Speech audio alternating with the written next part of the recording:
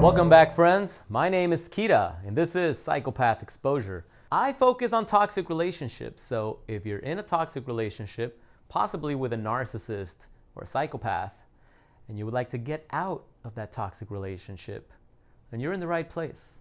Today I want to remind you that life happens for us, not to us.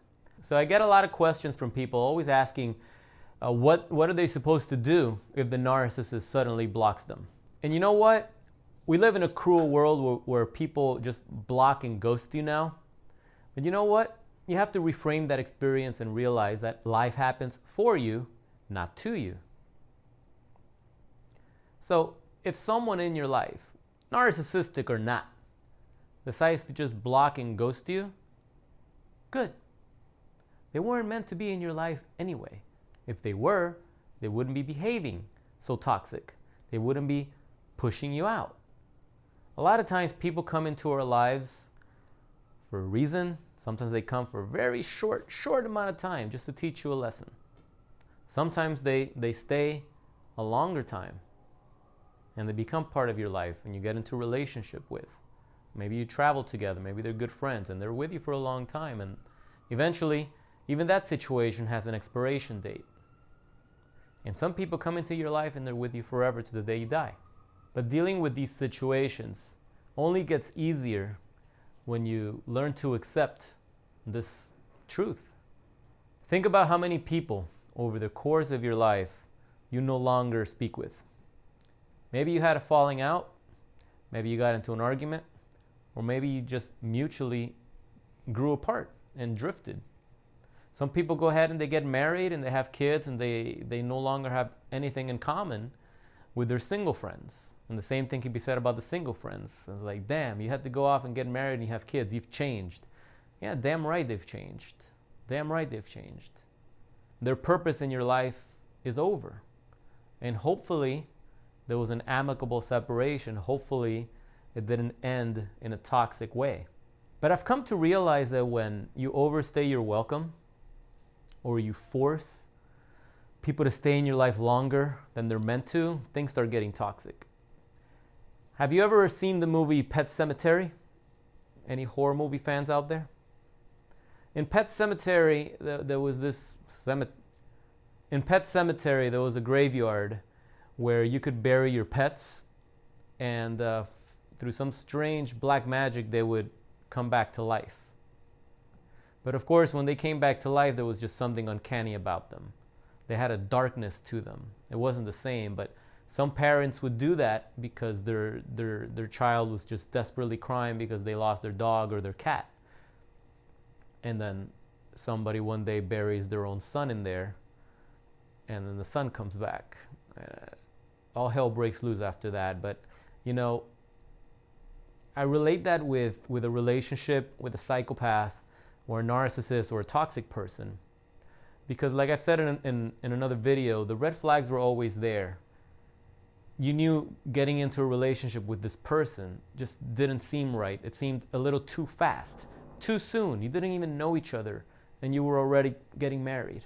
You didn't even know each other and you were moving in together. You didn't even know each other, you were having kids. You didn't even know each other, and you allowed this person to separate you from your family and from your friends, and you lost touch of who you really were. And then you came to realize, damn, I don't even know who this person is, because you know how they go through the love bomb, idealization, and then the devaluation phase, and it's like, who the hell are you? I don't even know who you are. Truth is, you never knew who they were since the beginning, because they don't know who they are. They're chameleons. They're chameleons. They mirror their next target. They mirror the person that they hope that is going to be the one, and then they destroy it again, because it's in their nature to self-sabotage anything and everything that's good for them. So instead of letting these toxic people go, instead of dumping them, you double down on them. There's this funny meme that goes around the internet, and it's a guy next to a water cooler, and the water cooler has a leak. So the water cooler is like toxic relationship, and then the man gets a Band-Aid, bam, and he puts a Band-Aid on the leak. And the Band-Aid says baby.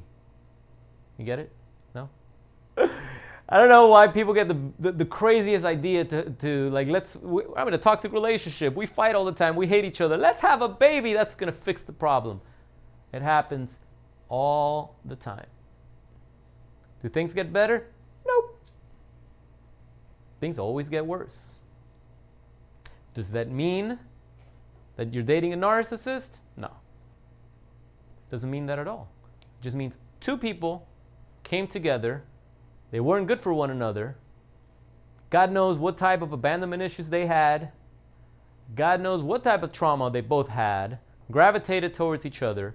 It's totally dysfunctional, totally toxic. But hey, let's have a baby and maybe she will love me again. Maybe when we have a baby, we stop fighting. Maybe a baby will save the relationship. What kind of distorted logic is that? And yet you see it all the time. Usually ends in divorce. Poor kid has to suffer. Now the poor kid grows up in a dysfunctional environment, in this wrecked society of social media. They grow up and turn into a narcissist because they've got some fucking trauma because mom and dad weren't there, because mom and dad made a bad decision. We're not perfect. We all make mistakes. We all make bad decisions. Every decision we make has a consequence. Every decision we make, everything we do has a consequence. All of it. Don't want to use protection? You're at risk. Yet people do it all the time. You want to double down on a depreciating stock? Go ahead. It's not looking good. Look at the history. Study the history. So you're dating a toxic person with a history of failed relationships, failed marriages, all sorts of disorders, all sorts of addictions. What do you expect is going to come out of that, really? Are they suddenly going to turn a new leaf? What are they showing you? Actions always speak louder than words. This future faking shit is BS. It's a delusion. It's an idealization that we, as the victims, do. We idealize the toxic person to be better than they actually are. We gaslight ourselves. We lie to ourselves instead of facing reality for what it is. It's right in front of you. You choose to look the other way. The narcissist has a personality disorder. It's in their nature, it's part of the disorder, to just flip the switch at some point, get bored with you, not like anything about you anymore that they once loved, and just go after a new source of supply. They idealized you to be this perfect person, and then they saw your flaws, and they were like, no, this is not what I signed up for, and they're gone. Now it's interesting how we kind of do the same thing, but sometimes kind of backwards or a little skewed. Like we fall for the smoke and mirrors, and then when things are getting bad, instead of being gone, we double down.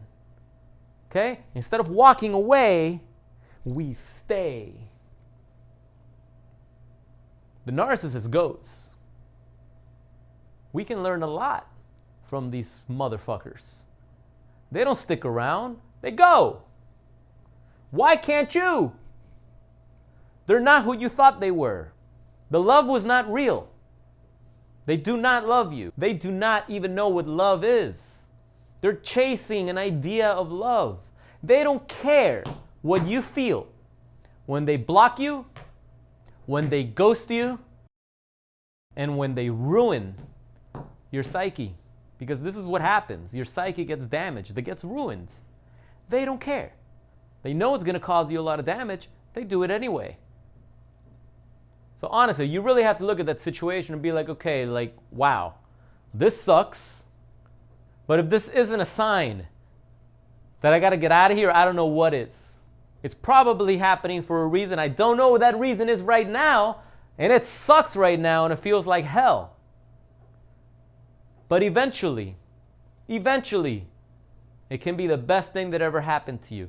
If you can take the situation and turn it around and rebuild yourself and get to a higher paradigm, get to a better place in your life than you ever were before when you were with this toxic person, then you're going to look at the situation and be like, well, shit, if it wasn't for that, I wouldn't be here. You have to spin it that way, because that's just how life works. You got to tear that muscle in the gym for the muscle to repair itself and grow stronger. You're just not going to be born jacked. You got to put in the work, and the work is your muscles are experiencing trauma and shock, just like we did. But if you get the proper rest, proper nutrition, let that muscle rebuild and get stronger, it starts to grow. It's the same thing you got to do. You experience trauma, you experience shock. Now it's time to feed your body, feed your mind the right things so that you can get the clarity and grow from this experience. You can't keep going to the gym working out the same muscle group every single day, because it's tear after tear after tear. That muscle's never gonna grow. You're not letting it grow.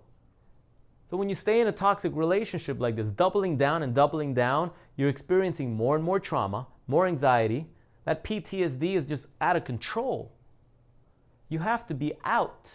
That's why going no contact, it's a prerequisite to any type of healing from these predators. You have to go no contact with a psychopath or a narcissist. There's just no way that you can continue existing in an environment where toxicity just looms all around you. You can't mentally heal when at any given moment your narcissist ex can just shoot you a text and just send you emotional poison through the freaking screen. Makes no sense, right? There's just no logic to it.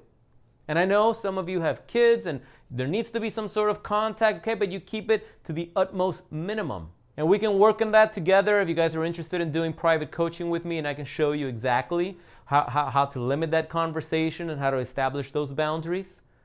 Because you can't just expect that the narcissist has any type of empathy for you or understanding, or that they want to end things amicably. They don't. They're disordered. They're going to shut you out.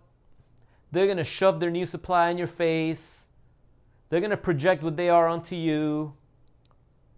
It's going to be a disaster.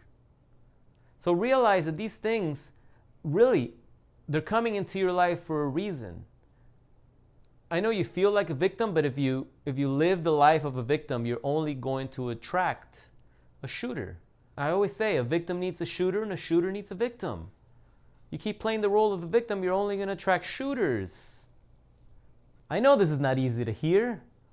And I know that when you're in this situation and you're emotionally attached and you're trauma bonded to these predators, even though you know what I'm saying is true, it doesn't feel good, does it?